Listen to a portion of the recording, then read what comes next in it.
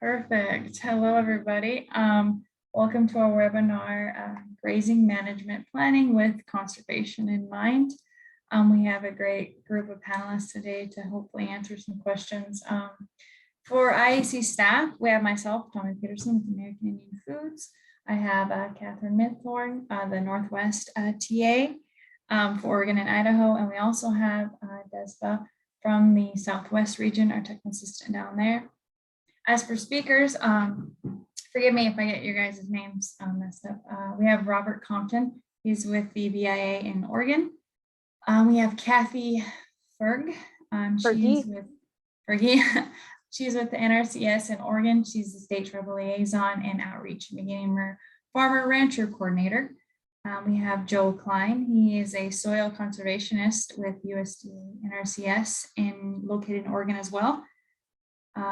Then we have Darrow Duval. He is a tribal liaison for Lower and Coal Creek tribes, and he is our South Dakota State Tribal Liaison for the USDA NRCS. I have Brian Holmes. He is located in the BI office in Eagle Butte, South Dakota. He's a rangeland management specialist. And then I also have Jin Wabendado. He is a program and development officer for the Indian Land Tenure Foundation. So I think I got everybody introduced. And we also have Elise here running backup. She is our communications person for the IAC. She might be able to get some questions if there's any on Facebook from the audience. But to get started, it's cool to have two big groups in one room. I got BIA, NRCS, all sitting together. So hopefully we can kind of take turns to answer the questions.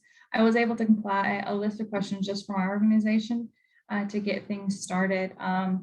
One of the big things that we talk around here is probably we've talked about for many years is the 25 CFR. And just to get things started, if anyone knows of any updates to that CFR.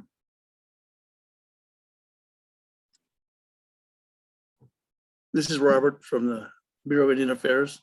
I do know that the 25 CFR 166 for the grazing permits, we were reviewing that, and I think we were planning to try to do some updates on that because I think the last updates were some years ago. And as for the 162, I'm not really sure. I think that one was being in the process of being updated as well, but I'll do some quick checks real quick and verify that and let you guys know by the end of the meeting here. I believe on Tuesday's meeting, it was mentioned that central office in DC is in the process now of assembling teams to do some updates. And so that's something that we had suggested to the participants of our Tuesday session that they contact Intertribal Agriculture Council or the Indian Land Tenure Foundation, and we can help continue informing them along the way. Yeah, I agree, because sometimes those things can be drug out for years for those drafts or those manuals or those codes to be updated. So it's good that you guys are getting on board with this too.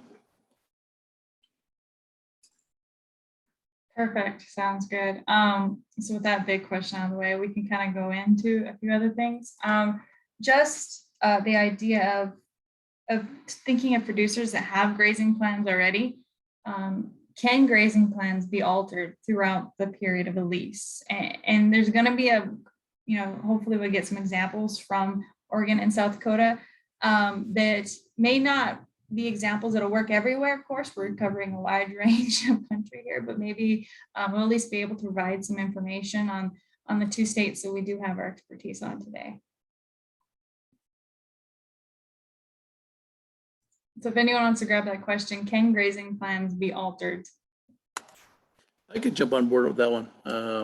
I'm actually the range guy for the Northwest, but I do oversee, I actually don't oversee, I work with some of the realty staff on the conservation plan, but I do know that whether it's a realty, lease, or a grazing permit, we do have on the bureau side or the tribal side, wherever that might be, they do have the ability to modify it or do a modification to the permit if things change throughout their course of their operation, whether they increase the cattle or maybe they're planning to do some different agricultural activities. So they do have the opportunity to do that. But we do highly recommend that they come into the office to the realty program if it's an ag lease and work with their staff to, hey, these are the things that we like to change. And they'll coordinate a time with the soil con or the range con to meet with them and go out to the field and look at some of the changes that they're wanting to do. So yes, they are able to do on the tribal or the bureau side to do a modification.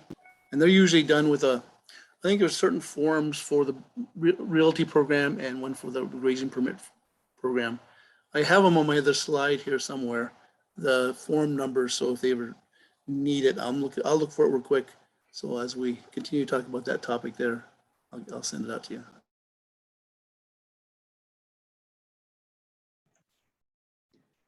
Brian, I don't know if you want to add anything else from South Dakota, but I certainly have not heard of any problems with adjusting grazing plans throughout the grazing year or throughout the lease with some of our tribal operators that we've worked with within South Dakota.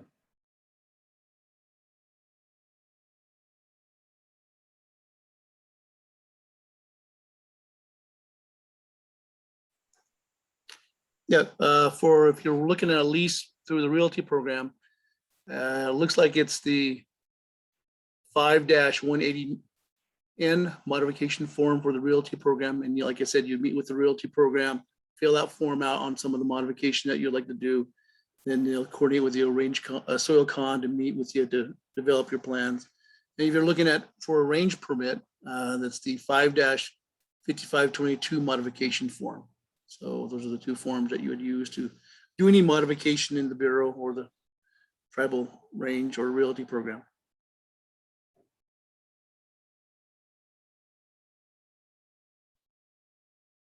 Is it pretty extensive to be able to modify a, like out here in Oregon on the Umatilla Reservation, Tommy can attest to this. Well, you can too, Robert, you've been out here. But there's just thousands of acres of stubble fields right now. We just had a harvest in August and early September. So come spring, we will have then thousands of acres of volunteer wheat, which is sprayed every spring. You know, it's a lot of feed that's just being killed. Whereas if we could bring some cattle operators onto the reservations, not just Umatilla, but the other reservations out here, and fence off those wheat fields and flash graze them, it would bring, you know, another income into the landowners themselves. And, you know, they, as it is now, they just get a crop every other year. But if they grazed it in the spring, they would have a second income, you know, which would give them an income every year on that land. How hard is it to make that happen? The question that always arisen is that how much staff do you have on the agency or the tribe program? It's not usually hard to do, but it always falls back to how many staff do you have on board there in the realty program that's able to take that load and sit with the producer and come up with this game plan. Hey, this is what we're planning to do.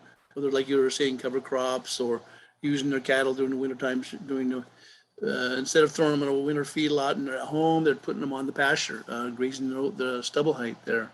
It usually ain't too hard, but like I said, it all depends on if the staff and if they have the staff down at the tribal or agency level to perform and work with the producer and coordinate those activities.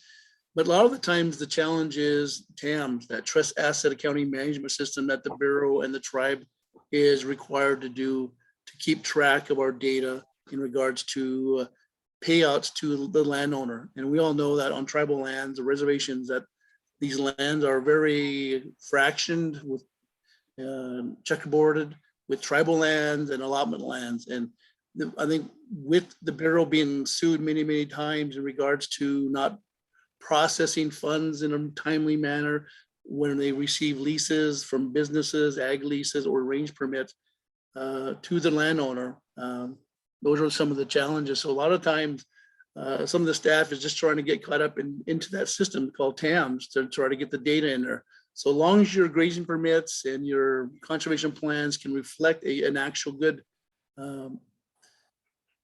schedule and payments in TAMs, that should be no problem. But that's the challenge a lot of times. A lot of people ain't up to speed in that training system of TAMs. Sometimes it's not user friendly, that system is. So that's a challenge for a lot of us here at the region as well as down at the agency. So not too hard to do, but it's just sometimes so much red tape and getting things done it makes it a challenge for a lot of our technical staff in the field. So. Is there a possibility that like other staff members that have this same duties as you could like train IAC staff to assist in filling those forms out? Can you teach us to do that? Yeah, there should be no problem of teaching. The challenging part is with TAMs, you have to have the, but I don't think you're mentioning about TAMs, that you're trying to jump on TAMs. You're just talking about the forms to fill out, helping with the conservation planning. Is that Yes. correct? Yeah. Okay. I don't think That should be no problem. on TAMs. Yeah, don't get caught into TAMs. That's like a rat hole there that falls in. You never get out of it. But yeah, that should be no problem, Catherine. So that would, at least we can provide some assistance to the Bureau of Indian Affairs and the landowners if we could learn how to help them get something moving forward. True. I would be Did you- learning how to do that. One of those questions I think was on our panel list was the fact that there was a MOU that was developed for NRCS and the Bureau of Indian Affairs to work together. I don't know if you guys seen that. That came out, was it in July, maybe late 2019, that MOU. And it was to work with the NRCS and the Bureau together in regards to conservation planning. And that was the biggest one that we were really looking at. Hey, can we make some update our conservation planning process that we have in the Bureau? And I think that really does need an overhaul in that system, working with your professionals on the NRCS side. By saying that, they did have offer I think it was a workshop or a planning certification degree. I think you move up into the system. Not really familiar what it's called. I think it was the planning 1, planning 2, all the way up to planning 5 steps. And that would be something that we here at the tribe, as well as the Bureau, would be very, very happy to see. Maybe we can incorporate that in our conservation planning for the realty program, as well as for the range program. So that was something that maybe we can work with together, partnering together, and working with you guys, with Catherine, to make sure when we do go down there, we're not looking in this and keeping breaking out of this box. I know it's a lot of times when we have bureaucracy of CFRs, those things narrow us down. This is what you can do, not do, but we got to read between the lines and be able to break open that door and see that there's a possibility for better soil health and rangeland health. And these are some of the things that we were talking about with some of my soil cons here in the States. To, hey, that stuff's old stuff. Let's start bringing in some of the new stuff, working with you guys, working with the universities, and breaking that down to the tribes to update our processes that we have in play that was kind of old and outdated. And I think it's been pushing us down to a lot of degraded lands out there on the ground. Like you said, Catherine, you've seen we're out there spraying, kicking all the cows off, and in the winter months where we can be using that forage. So those are some things that I'd like, hopefully we can maybe improve on. There's a lot of I idle agree. land as well. I know on the reservation there's I don't know, it's various reasons for the idle allotments, but they're full of weeds. I've never, until I got my own cows, was never a fan of cows, but they're amazing. They're amazing creatures that can clean up some of the worst weed patches that you ever laid eyes on, and bring that land back to a better state than it started in. So I've been working with the range program here and asking them to get appraisals on some of those allotments that haven't had anything done with them, to see if we can get some restoration going on them as well. Also, Mindy Rambo from Idaho NRCS is in the audience, and she had mentioned earlier today that the state conservationist there in Idaho, Curtis Elke, is very interested in and is spearheading a process for the Bureau of Indian Affairs and NRCS out of Idaho. So we might already have something going there. They might already be, they're ready to go, I believe. So I'm enough, Kathy, you can go ahead and go. Oh, I was just going to note that we, Robert and their former forester person and I have been working together for a long time at I would say a training level, but we're happy to dig in deeper and start working more at that certification level.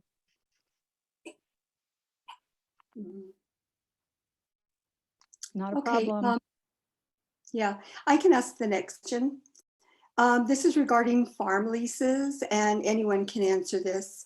What is the difference between a cash crop lease and a crop share lease?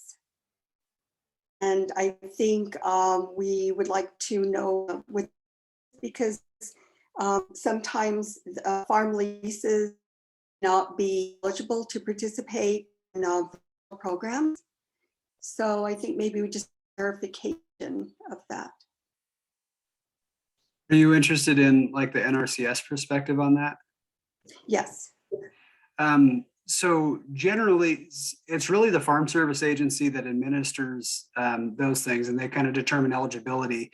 But it's really eligibility for some programs depends on whether or not the applicant is sharing in the risk of the operation. So say a landowner is doing a cash lease to some operator who is assuming all the risk and reaping all the profits of whatever agricultural endeavor. In that case, for some farm service agency programs, that landowner may not be eligible for some kinds of coverage and program eligibility because they aren't sharing in any risk. Whereas if it was a crop share type program where they're both sharing in the expenses, the landowner and the lessee, and also the profits, then both parties would have greater eligibility. But as far as the NRCS is concerned, we can generally do projects with either owners or operators, but there are some other programs within the Department of Agriculture, mostly ones administered by the Farm Service Agency. And I'm really not super familiar with those, but I think it'd be things like ARC PLC, which I can't really explain. I can't describe what that is. It's a Farm Service Agency program, or maybe some insurance, or there are a few programs that the USDA provides that where some of those eligibility determinations are important. And really kind of the bottom line is for some of those programs, an applicant has to share in the risk of the operation in order to be eligible. So does that answer your question? Yes, sure does. Thank you very much. I guess I'll add, just to kind of clear up, like for the NRCS side, it's not uncommon for us to do a project with either the owner or the operator on a piece of ground.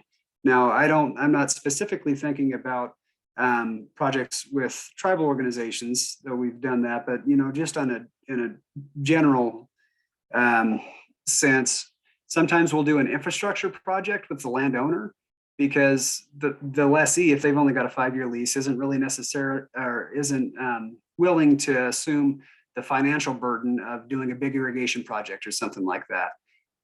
And the landowner is eligible though, and we'll work with them on that infrastructure project. So there are NRCS projects, especially infrastructure related ones, where either party would be eligible to participate in the program, the owner or the lessee.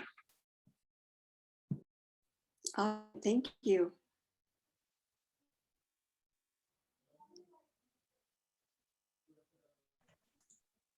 Before we move on, could I make a comment? This is Daryl in South Dakota with NRCS. And Catherine, I believe you mentioned that there was allotments or pieces of ground that was not being used and maybe had weeds growing up on them. And this is not anything significant, but I do know that locally here, a lot of times a tribe will then come to NRCS or Farm Service Agency, and a lot of times we'll use CRP to try to put those lands into a productive state. If it's a piece of ground that isn't wanted to be leased by someone, A lot of times those are the ones that we're trying to put into a CRP program where then the wildlife department may take those over and manage them for wildlife habitat or for hunting purposes. Okay. Thank you for that information.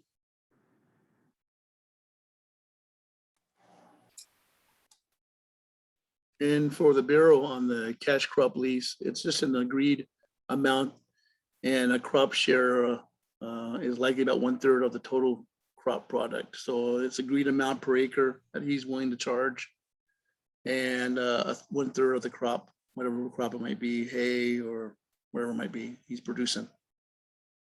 And the crop share lease is where the leasee pays just a share of the crop, whether it's 1/3 or a quarter of it.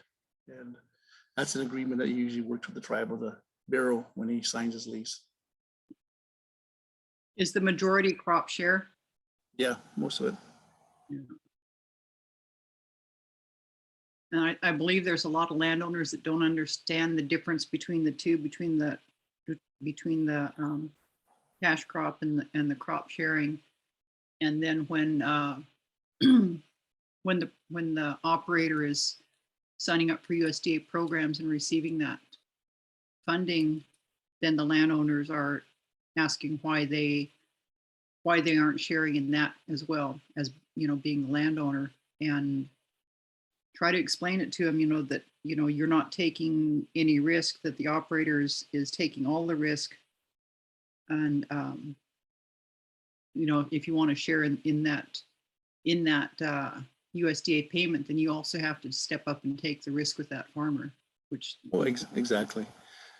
A lot of times when they issue a lease out on tribal lands or allotments, they do, the realty program or even the range program does need to get consent from the landowner to do that, issue a lease or a permit on either tract of land. And this is probably where a good opportunity to also mention to the landowner those kind of what's the meanings of each one, so they understand which one they would prefer, you know. So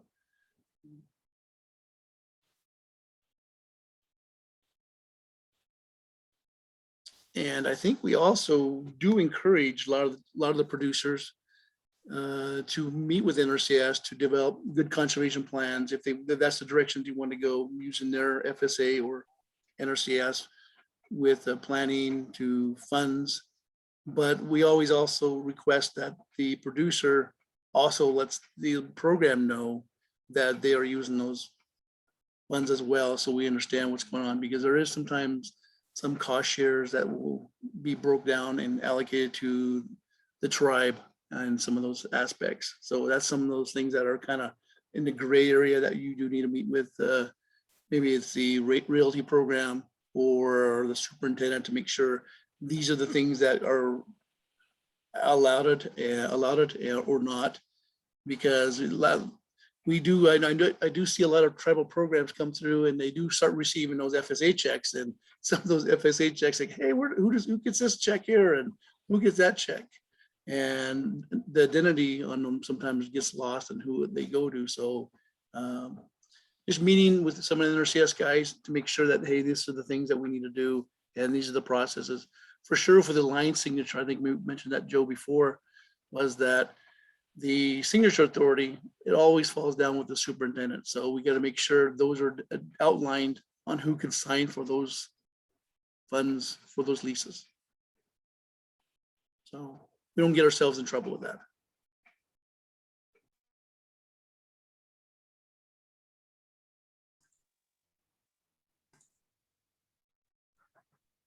Sounds good. I guess I'll start with the next question. NRCS has adapted and certain times utilizing BIA's grazing plans as part of their conservation plans. Is there a collaborative effort yet between agencies to utilize any of your other planning tools?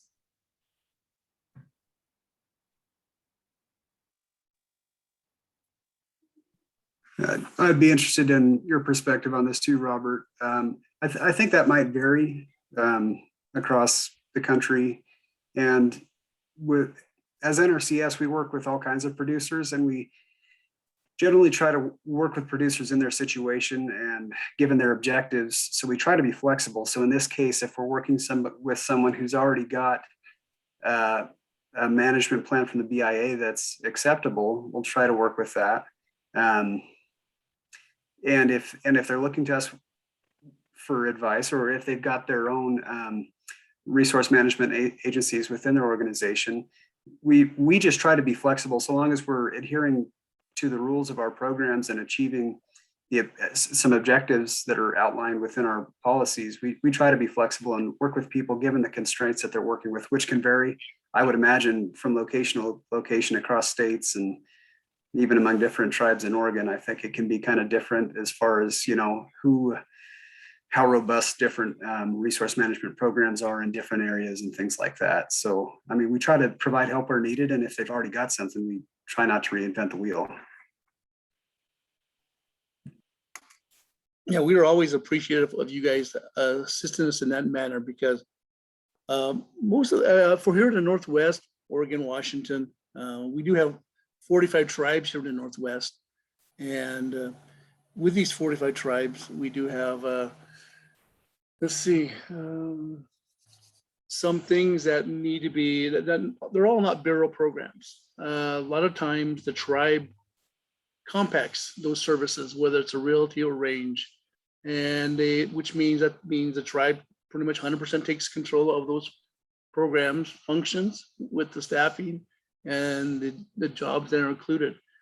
Some of the tribes also 630 some of the programs. They don't take all of the programs, they just 630 them, which means they still require some of our technical assistance. So we try to encourage a lot of times to work with NRCS because I think it's both our trust responsibilities to provide those services to the tribe. And we do have conservation plans out there that do, sometimes they're so heavy. I don't know if you mean heavy, meaning that there's a lot of perspectives on that. I know we use your web soil survey. That's an awesome tool to help with some of the fundamentals of the soils and the grasses and stuff like that for the health of it, rangeland health and soil health. But not all staff understand or how to use the web soil survey either. So that was something that, hey, I know how to use variations of it, but it'd be nice to have that tool and maybe a webinar for that training for some of the tribal staff to understand what are the aspects of, hey, how do we extract some of the data, shape files of the allotments and the tribal tracts into the web soil survey. Where does that come from and how do we extract it? And what kind of data can we pull out of it to help us with fundamental work with our programs on some of the data that we need, whether it's forage production and so forth, you know. So we are always constantly trying to get the tribes out there and our staff out there with GPSs to log in data points of fences and troughs and every other aspects of range stuff. And we always are happy to share that data with you if we do need to update our conservation plans and working with you guys on that kind of stuff. But not all tribes have that ability to have a tremble. You know, those trembles are pretty expendy little items. $5,000 for that little box, that little yellow box. So some tribes use their phones on the Google Earth, you know, and download the data there. Those kind of new technologies are always great if we could bring those out to the tribes and help them understand how they can use these kind of things to improve our data quality on the ground. So yes, we're always willing to help and provide service with you guys there on improving our conservation plans. Ditto. But Joe, did you get a chance to take a look at that MOU I sent out? Catherine, you've seen that MOU, didn't you? That between us two? Yes, I have. Okay. No, I didn't. I was on a meeting between our conversation and this one. Yeah, when you guys get a chance to take a peek at it, and I know there's some things that the Bureau will do, and there's some things that the NRCS will do. So great to have them in black and white, but it's much nicer if we could actually put them in motion, you know? So maybe we could do that here and at least encourage some of our leads to take that extra step. if they'll listen to us sometimes, sometimes they may say, quiet down there, but We just do it. that's Like we've what been we doing say. it, Robert. Remember? We just do it. Exactly. That's why I have no hair, Kathy, because I did that too much and I get yelled at. It's But okay. It works. it does. Take a look at it, maybe see what we can do to improve our working relations. I think we can. Yeah, Robert shoulders great burdens.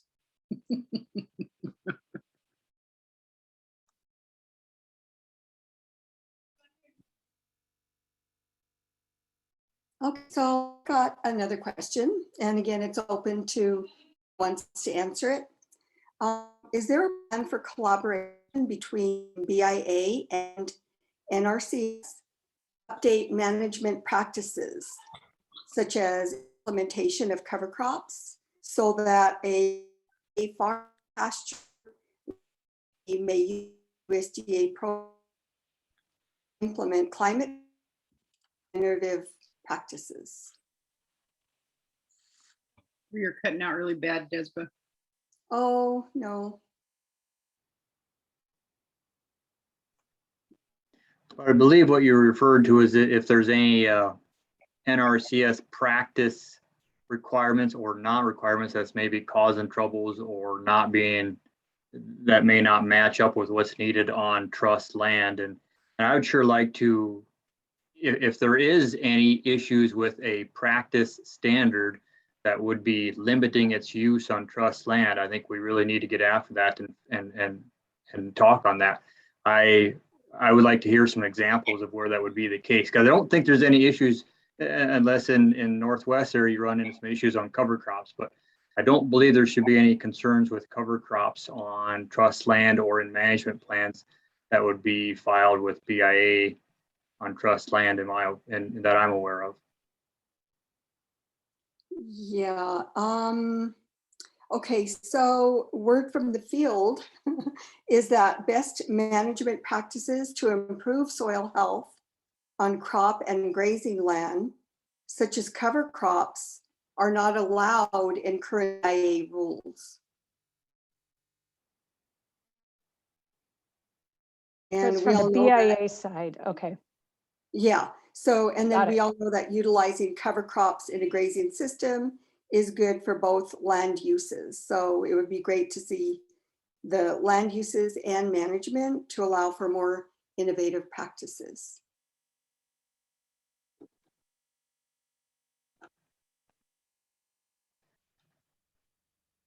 So maybe there is some management plans that is written to only allow one crop per season of such, and maybe someone is thinking that a cover crop would be another crop. I've not run into that issue. I don't believe we have that concern in South Dakota. Typically, I believe if they are farm pasture leases and that leaseholder has that ground, if there's typically, it's say after a small grain year of rotation, we are able to technically help design a cover crop species to go in after that small grain harvest in July or August. And at times, if it meets program requirements, financially assist with that small grain harvest. I'm sorry, with that cover crop on that field and then the grazing of it. I have just recently worked on a plan on tribal trust land. It was a field that had not had cattle on that field for a number of years, and there was no boundary fence and no water. And NRCS was able to draw up a plan with that leaseholder to install boundary fence and install water and start cover crop in the rotation of that field. And that was a plan that was agreed to and signed off by the leaseholder, and of course, then BIA and then the tribe also. Mhm. Okay, yeah, that sounds good. We're just wondering if, there can be a closer collaboration, I guess, between BIA and NRCS. So I guess that's what that's kind of referring to. But thank you. Are you aware of any, have you come across that, Robert? Are you aware of any limitations to cover crops and BIA land in the area where you work? No, I know that sometimes, like I said before, there's the only thing I could think that might be limiting or preventing that might happen is maybe the lack of staff down at the agency level of not be able to provide those kind of services to the landowner or to the permittee to think about regeneration agricultural kind of thoughts on the land to harvest cover crops and stuff like that. The only thing I could think of is sometimes when NRCS and the Bureau, I think we have a good working relations, but sometimes there's a lot, I think more on the administration side might be the problem instead of the actual on the ground with the projects you guys provide and the funds you guys provide. I think it might be the administration side of making sure that we, for sure on equip projects. Like, for example, I know that up on one of the tribes that we work with, some of the THPOs, tribal historical preservation officers, kind of have certain things that they like to see on the ground, and the archaeologists with NRCS kind of maybe they don't agree eye to eye sometimes, and it makes sense that we would use the tribal archaeologists on the ground to do their survey sometimes, you know, and that's sometimes where the conflict sometimes arises, where we have projects that we sign for whether it's a fence or some other projects that we're doing on the ground, get signed today, and 3 years later still haven't met that THPO agreement to say, hey, we're going to have this archaeology go down and survey these projects. So it holds us up, and a lot of times that makes it's hesitant to sign because of that process. I know, and one other prospect may be the fact that sometimes when you borrow or use funds from an agency, whether it's BIA or another entity like NRCS or FSA, you have to follow their stipulations and their guidelines. But sometimes the tribes don't like allowing that resource being overseen by another agency like that.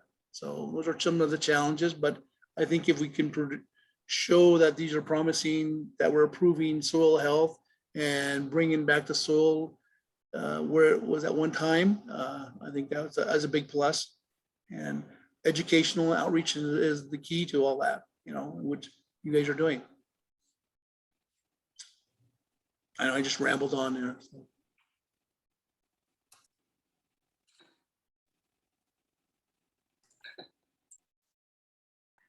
One of the things that I've heard from individuals when it comes with having these practices like a cover crop to graze is that maybe the number of cattle you'll need to utilize the cost of that cover crop.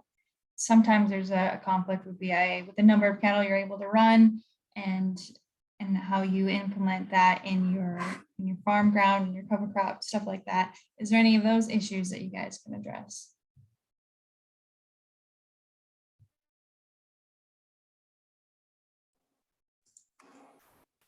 For my side, when it comes to cattle, we do have certain rules like season of use, how long they can usually be out there on the trackable land, how many AUMs or animal units that are available for those cows out there. And sometimes that's the basic data that we hand over to realty in regards to what can be allocated on this trackable land. So maybe they get the misconception that, hey, due to the fact that we gave them a season of use and number of AUMs, they're not going to go above that for that time frame and outside the season of time that they're allocating. So bringing new grazing strategies to our conservation efforts, I think, is the key to helping them understand that as well. Yeah, we do set a lot of, like our range units, we have a season of use and we have a number of animals that could be out there during the open season time. Usually when off the season, we pull them off. So with that conception, we kind of, maybe it's impacting a lot of the soil, some of the conservation planning on the realty side. So we probably need to sit down and make sure that we have an open mind. Hey, what are the benefits of what we're planning to do during these winter winter fields, you know, if are they benefiting water runoff or erosion and wind and climate and all that kind of good stuff? I think the answer would be yes. All these things that we're talking about in this regeneration ag, it would benefit all those things. So just changing our mentality on down on the ground to how we improve our quality of conservation plans to allow those things. I'm willing to do it. So I think we could, I could reach out to my guys. And like I said, I think that's what we're doing now, to try to update our conservation plans and look at the most important thing, our soil health.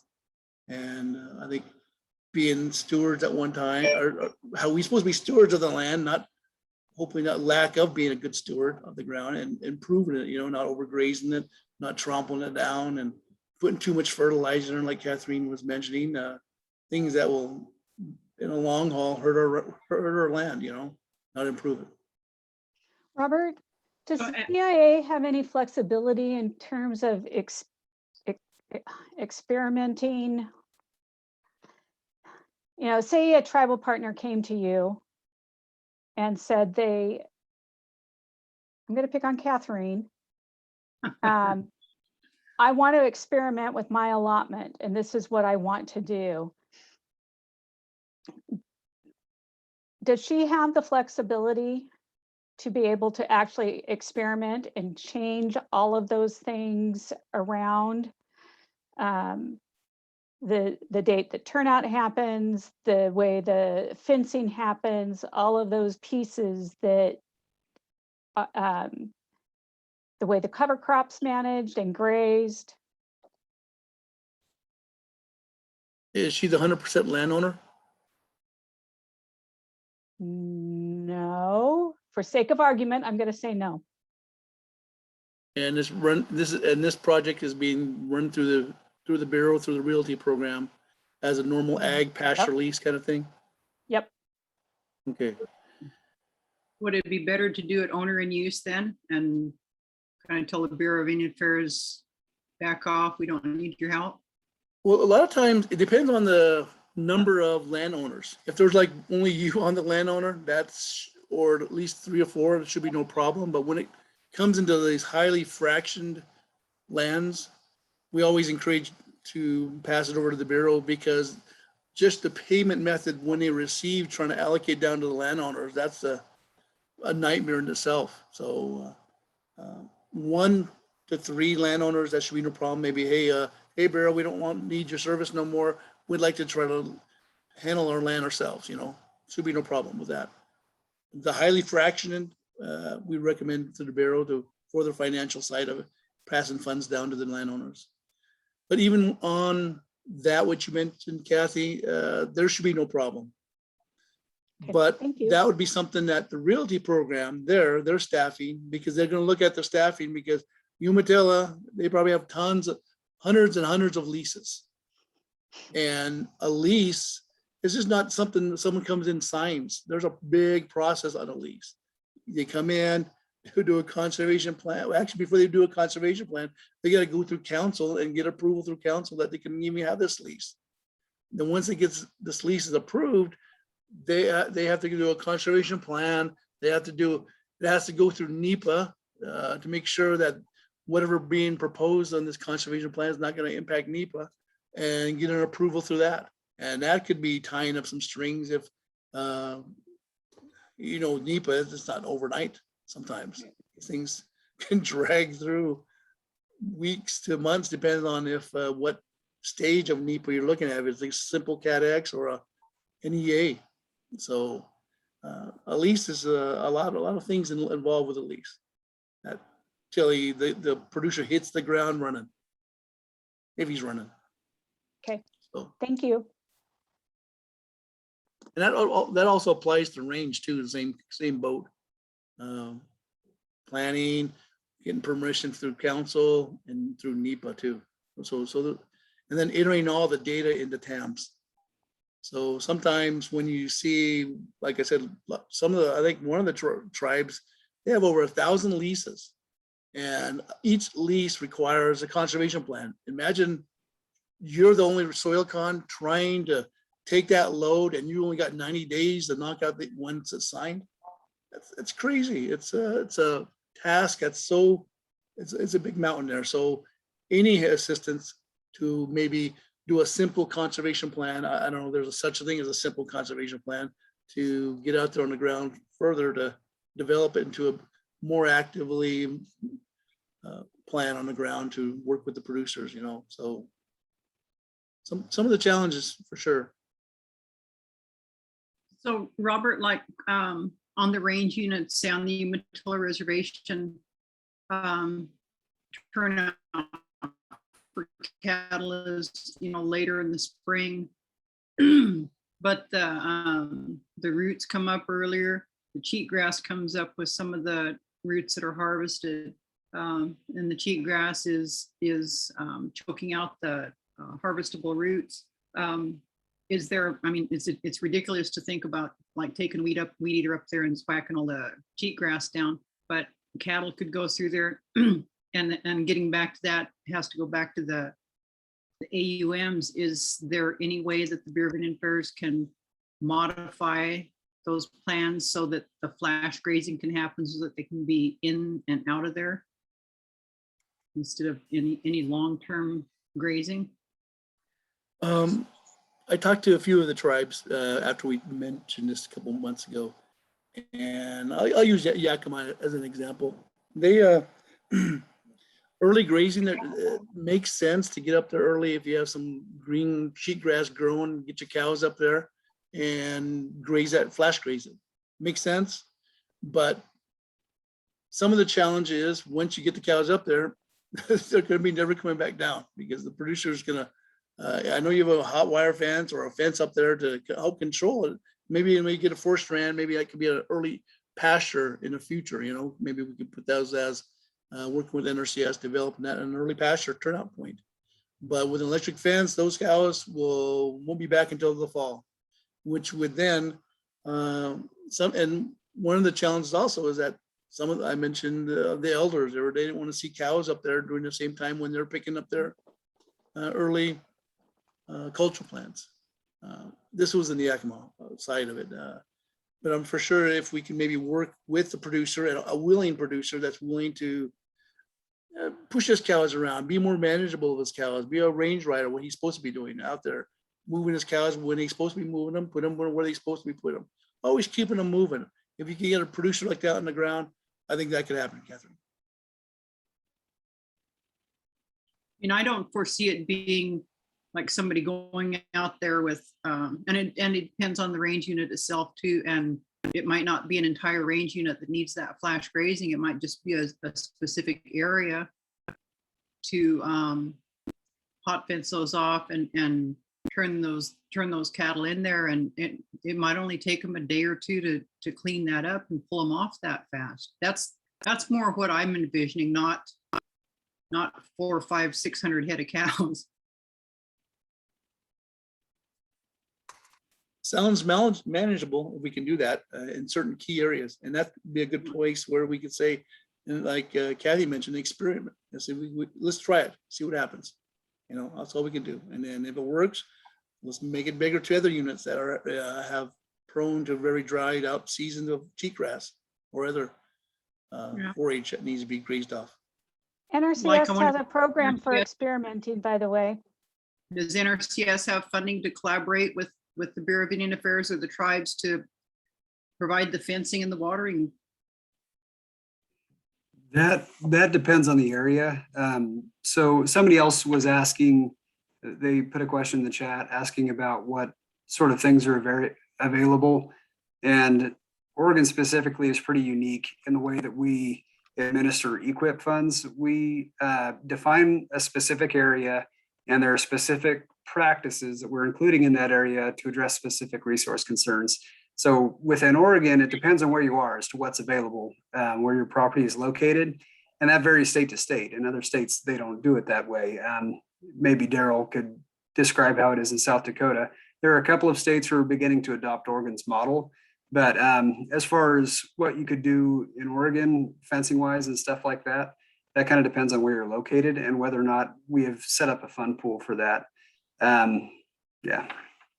Well, except if we're Matilda, experimenting, if we're trying to do some research and A conservation innovation grant. conservation, yeah, that And is, that's the details of that program are they can be fairly specific. It's really a program that provides some funding for developing innovative methods for something. So it's generally not something just that's conventional or established, like just going out and doing fence or something like that. But if you're trying to come up with a novel solution to a problem, and we were talking about this earlier, Oregon NRCS has partnered with the Burns Paiute tribe on a Medusa head treatment project. And that's an example of a conservation innovation grant. But the rules of that program are kind of specific, not very wide. The funding isn't huge. It's not, it's a little bit different from some of our other programs, which are aimed at really moving the needle on a resource concern in an area. That's more about, innovation, developing new methods for something. In South Dakota, we have adopted a kind of a hybrid system of what Joe was describing of moving the needle on a certain resource concern in a certain area. But really, if there is a natural resource need, if we can show what the change would be and it is a positive change or allows management of the natural resources, then it is eligible. And if one of our practices that we have in our suite of practices is a alternative that's chosen, and then it is eligible to apply for funding and oftentimes can assist with those things that we're just talking about here, maybe a pipeline tanks for a specific site grazing, or maybe removing cheatgrass or some other invasive species. If need be, that is an eligible practice to apply through a plan and then apply through usually our EQIP program.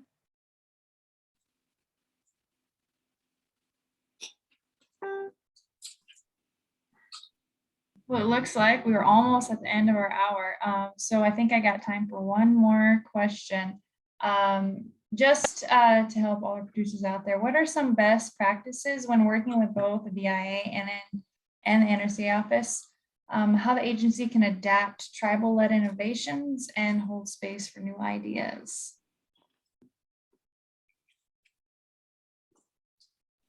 Oh, from our end, NRCS and some things that I've heard talking to offices who've worked with tribes is we need to make sure that we're aware of some of the process for getting things signed and stuff like that. It's different than if we're working with some of our other producers that we're more accustomed to working with. If we just found a form at the last minute and we need a signature today, that may not happen. So we need to do more planning and do the best we can to predict on our end what's going to be necessary and try to work with the timelines that may be necessary for things to get signed, approved, and whatnot. And the other part of that might be the other party, the tribe that we might be working with, understanding that sometimes we don't know dates and deadlines, or sometimes something comes up that we have to get signed in order for the project to go through. And so timelines can just get stretched out on these things. If the process for getting things signed and approved is involved and takes a while, that might hold things up, and it might push us past a deadline for a year for getting something obligated. So then we might have to wait till the next sign up, something like that. So those are kinds of things that I've heard talking to our staff that we need to be more aware of, and we need to do everything we can to prevent. But that's also something, if folks are working with their local office, just try to be understanding, because we try to forecast as much as we can what's going to come up and try to get the ball rolling early. But sometimes stuff comes up last minute, and that might just be something, unfortunately, that comes up.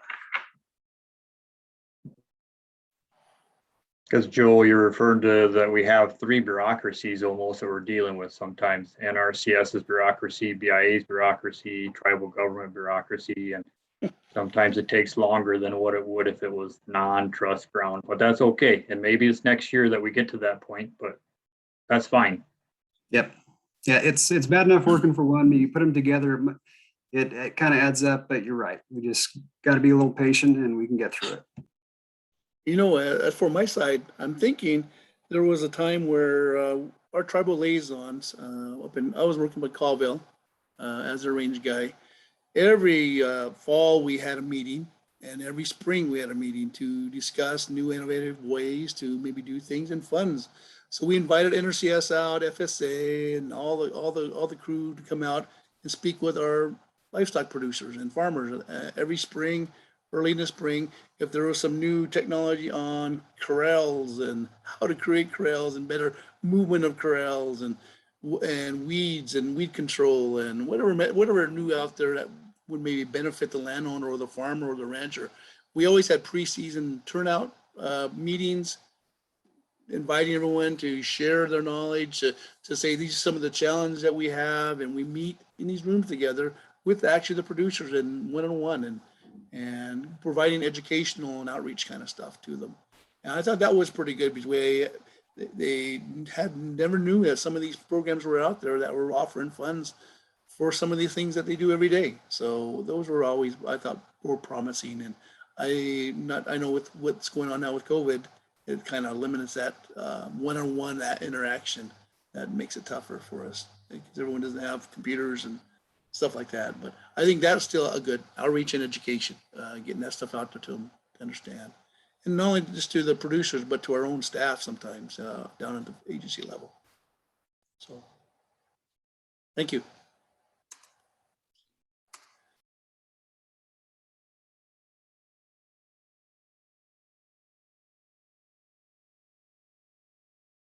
I think not being afraid to just reach out. If you don't think you're getting what you need from your NRCS partner or your BIA partner, or even your tribal government, reach out, ask for help. That's what we're here for. And hopefully most of the time, unless we're totally under the gun for something, we should be pretty responsive.